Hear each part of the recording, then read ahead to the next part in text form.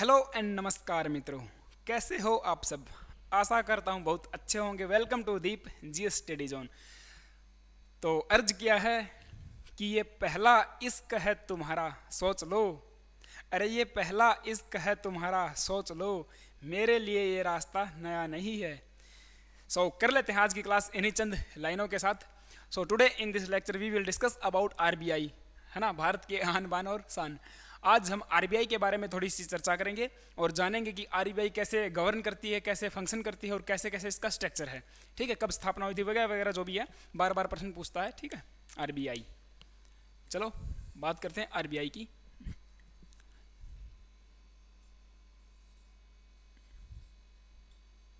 हाँ जी, सबसे पहले तो फुल फॉर्म क्या रहने वाली है? Reserve Bank of India. दिख रहा ना ऊपर तक? अच्छा, नहीं दिखेगा, चलो मैं नीचे लिख देता हूं, reserve Bank of India. Reserve Bank of India. ठीक है जी। सबसे पहली बात तो इसका स्थापना कब हुई थी जी? इस्टेब्लिशमेंट 1 अप्रैल 1935। हाँ जी, 1 अप्रैल 1935 को हमने क्या किया? हमने मीन्स गवर्नमेंट ऑफ इंडिया, उस टाइम पे ब्रिटिश इंडिया था, तो 1 अप्रैल 1935 को स्थापना कर दी जाती है। अगर आपसे पूछे किस एक्ट के तहत? हाँ जी, आरबीआई एक्ट 1934। RBI act 1934। लेकिन जिस टाइम इसकी स्थापना की गई उस टाइम पे हेडक्वार्टर कहाँ पर था इसका? कलकत्ता के अंदर था। ठीक है, जिस टाइम यानी कि 1935 के अंदर जब स्थापना की गई थी तब इसका हेडक्वार्टर कहाँ पर था? कलकत्ता के अंदर था। लेकिन 1937 में, हाँ जी 1937 में, 1937 के अंदर इसका हेडक्वार्टर कहाँ पर लाया गया? मुंबई के अंदर।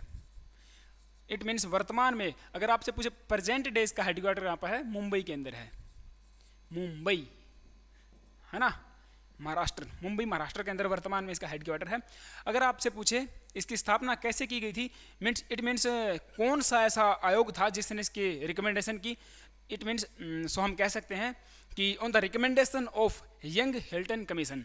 On the recommendation of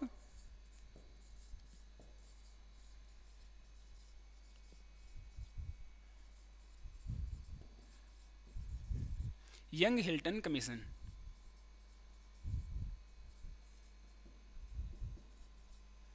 young Hilton आयोग,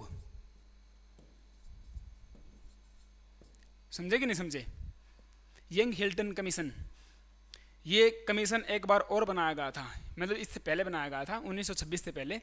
किस लिए बनाया गया ये आप कमेंट करो कमेंट बॉक्स के अंदर। ये कब बनाया गया था? 1926 के अंदर। और यंग हिल्टन कमीशन ने अपनी सिफारिश दी, बताया कि इंडिया के अंदर एक रिजर्व बैंक, एक सेंट्रल बैंक होना चाहिए। तो इसकी रिकमेंडेशन के ऊपर हमने क्या कर दिया? 1934 के एक्ट के तहत, वेरी गुड शाबाश, आरबीआई की स्थापना कर दी मुंबई के अंदर। कलकत्ता में पहले था हेडक्वार्टर। अगर मैं बात करूं इसके स्ट्रक्चर की, देखो स्ट्रक्चर की अगर हम बात करते हैं या कॉन्स्टिट्यूशन की बात करते हैं तो आरबीआई को गवर्न करने के लिए एक बोर्ड ऑफ डायरेक्टर होता है। Board of director.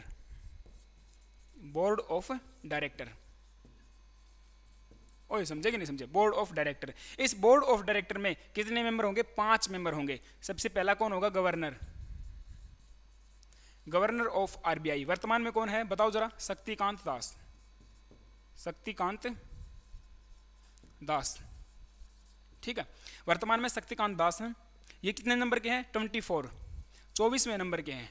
लेकिन अगर आपसे पूछे इनसे पहले कौन थे? 23 नंबर के, 23 उर्जित आर पटेल। उर्जित आर पटेल, ठीक है। उर्जित आर पटेल ने एक पुस्तक लिखी थी, कौन सी? हाँ जी बताओ जरा। ओवरड्राफ्ट। पुस्तक का नाम क्या है? ओवरड्राफ्ट। बार बार पूछता भाई इस पुस्तक को। Overdraft saving the Indian savers. पूरा नाम क्या है? Overdraft saving the Indian savers. Urjit R Patel के द्वारा लिखी गई थी। लेकिन इनसे पहले कौन थे? 22वें नंबर के, 22वें नंबर के अगर आपसे पूछे तो कौन थे? रघुराम जी राजन। रघुराम जी राजन, दिख रहा है क्या? चलो दिख रहा। रघुराम जी राजन, इनके द्वारा एक पुस्तक लिखी गई थी, I do what I do. I do what I do.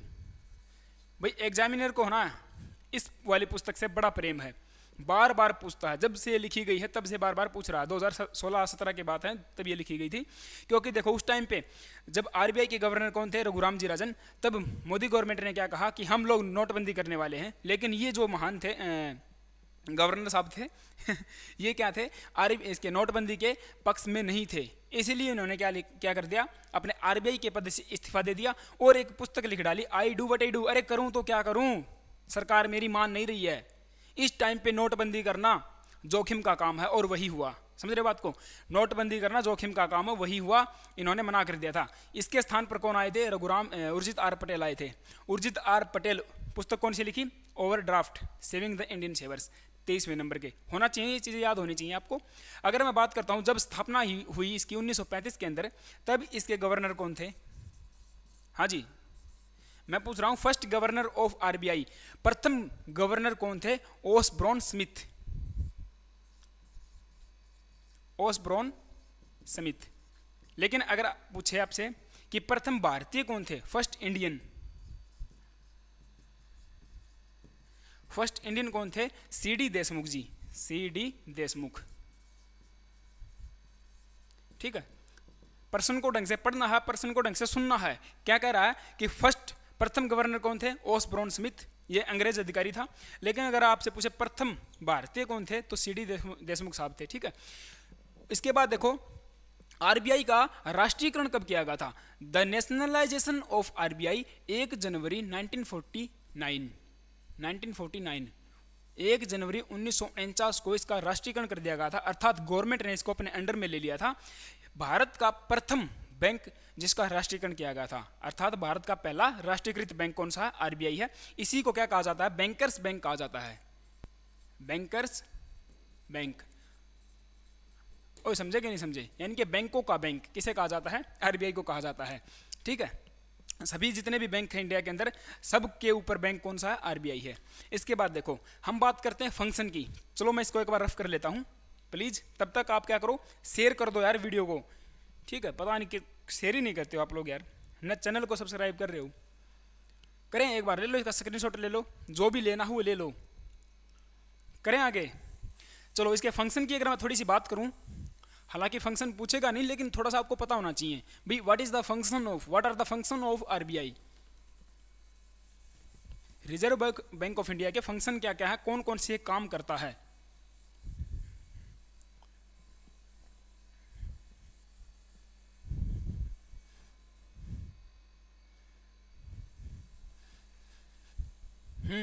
बताओ जरा,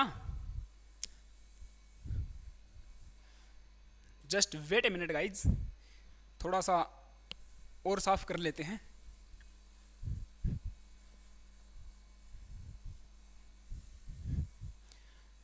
देखो सबसे पहला फंक्शन है to implement and monitor, to implement and monitor monetary policies.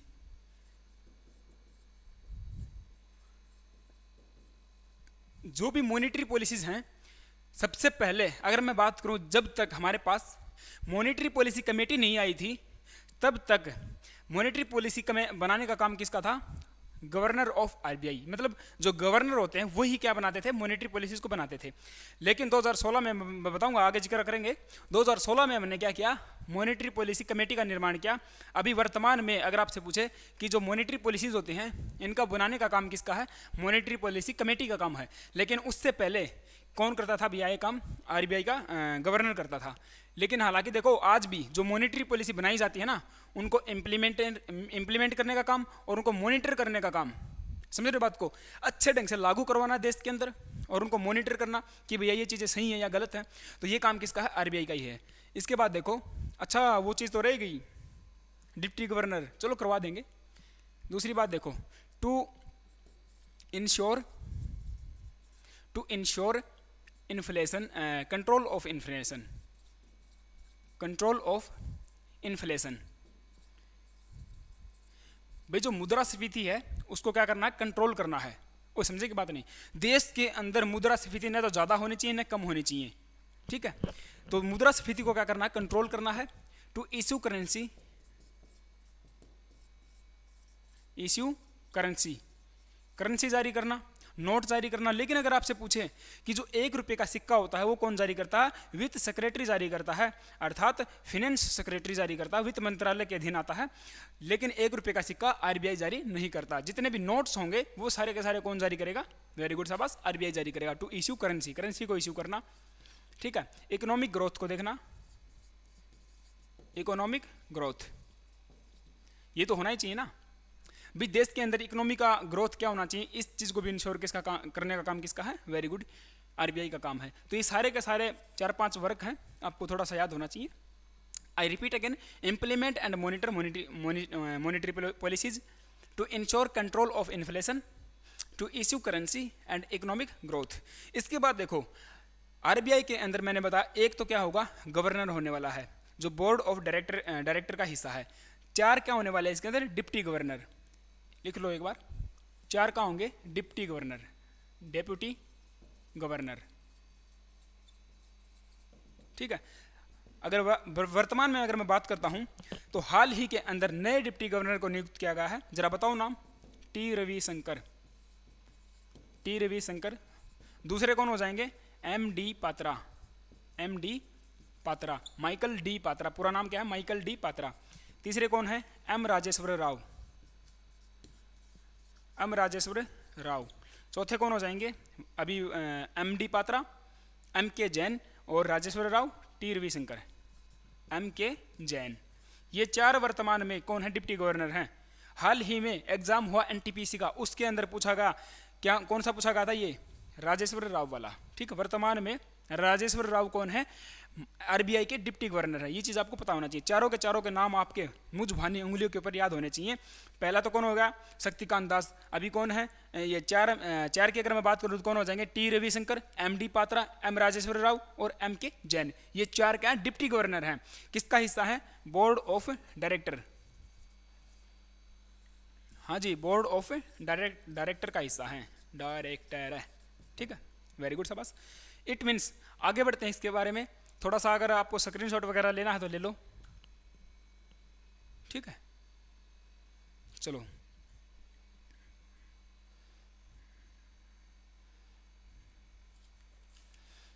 इसके बाद बात करेंगे थोड़ी सी हम लोग मॉनिटरी पॉलिसी कमेटी की। देखो ये सारी चीज़ें होंगी आरबीआई के बारे में। इसके बाद देखो जो मॉनिटरी पॉलिसी है वो आज वर्तमान में कौन बनाता है, एमसीपी बनाती है। लेकिन एमसीपी पहले नहीं थी हमारे पास। इसका गठन कब किया गया था, जरा बताओ, कमेंट करो। एमसीपी का गठन कब किया गया, मॉनेटरी पॉलिसी कमेटी। और मेंबर कितने होते हैं इसके अंदर, 6 मेंबर होते हैं। 3 तो कौन भेजेगा, आरबीआई भेजेगा, और 3 कौन भेजेगा, गवर्नमेंट ऑफ इंडिया, यानी कि मोदी गवर्नमेंट अपॉइंट करेगी 3 को, और 3 आरबीआई के मेंबर होने वाले हैं, ठीक है। मॉनेटरी पॉलिसी कमेटी,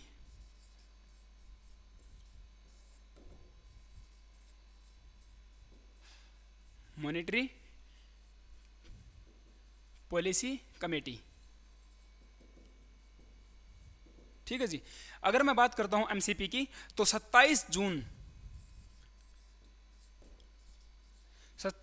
2016 एमसीपी की स्थापना की गई थी on the recommendation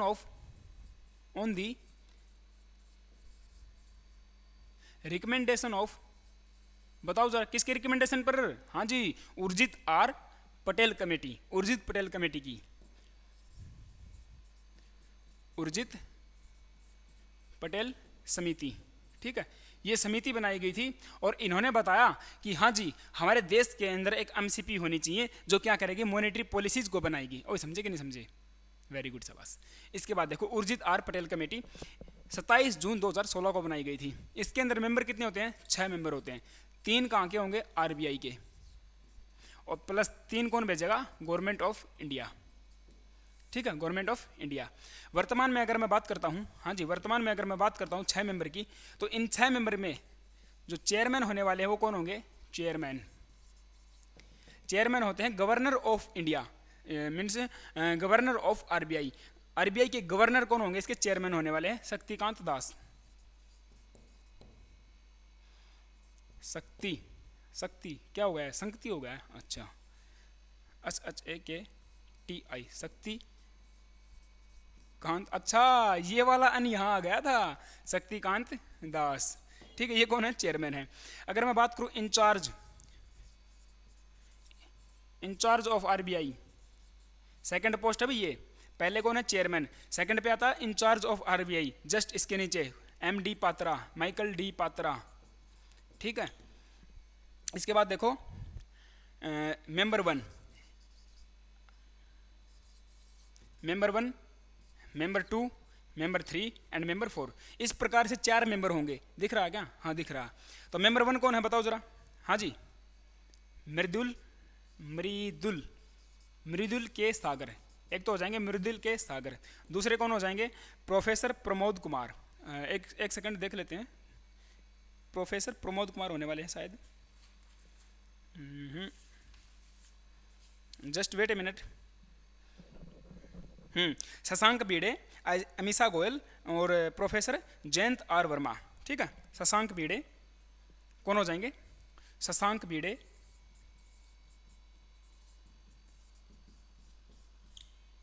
Amish Goyal, doctor Amish Goyal, professor Shashank Bhide, Mridul K सागर, और चौथे नंबर के कौन हो जाएंगे? वगैरह वगैरह, Jayant R Verma.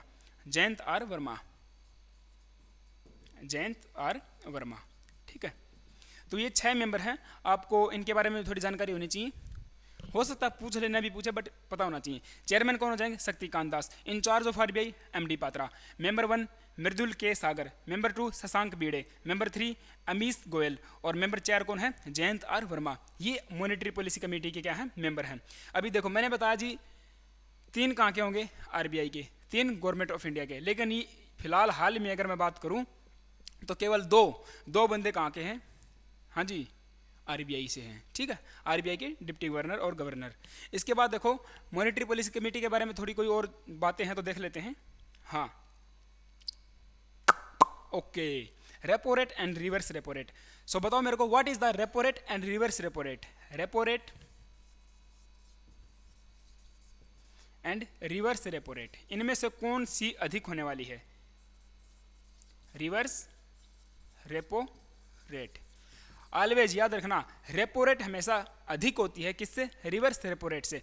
Repo rate कौन सी होगी भाई? वो रेट जिसके ऊपर आरबीआई क्या करेगा? अपने से नीचे वाले बैंकों को ब्याज देगा, लोन देगा। ठीक है, ब्याज नहीं लोन देगा, समझ रहे बात को? यानी कि इस रेट के ऊपर आरबीआई क्या करने वाला है? अपने से जितने भी नीचे बैंक हैं उनको क्या करेगा? लोन प्रोवाइड करवाएगा, ऋण देने वाला है। ठीक है, लेकिन रिवर्स रेपो रेट क्या होती है भाई? वो रेट जिसके ऊपर बैंक क्या करे? आरबीआई को लोन दे। अरे समझ रहे हो बात को? अगर बैंक के पास ज्यादा पैसा हो गया, कहां पे जाएगा? आरबीआई के पास। बोलेगा जी मेरे पास ज्यादा पैसा हो गया है, मैं आपको लोन देना चाहता हूं।